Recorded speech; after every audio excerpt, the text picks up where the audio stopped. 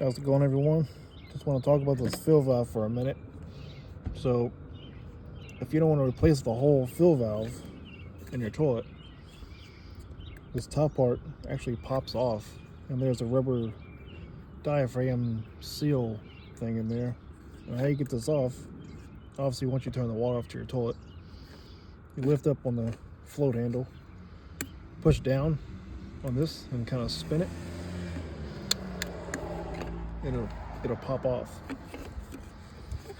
Under here there's a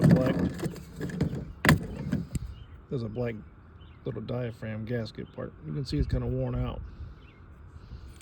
This piece just pops off. See all the debris in there? That's what holds it up. So when your toilet doesn't cut off completely, this little diaphragm is messed up. Either your toilet will cut off completely, or it'll just stop running, or it'll make a weird train sound or something kind of weird noise. Then put it back on, you just push it down and spin it. This is what the new one looks like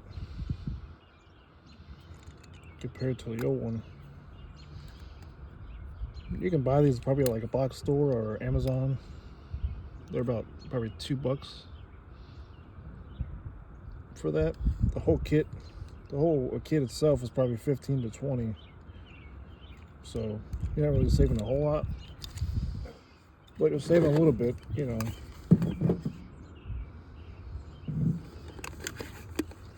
And if you take this off, you can almost put like a plastic cup over top of this, turn your water back on to kind of flush it out, and then you can pop this piece back on there.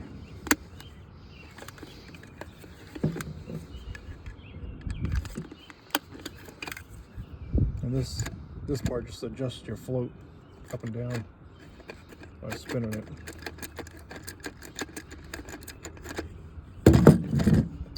So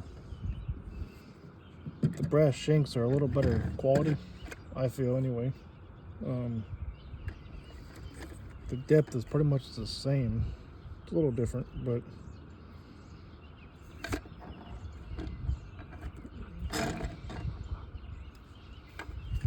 so Fluid Master is a pretty good brand. That's pretty common. These are the ones that I buy. So yeah, you can either replace that top part or the whole kit. So in case you didn't know, that's how it works. So if your toilet's making a weird noise, get it checked out. So see you guys.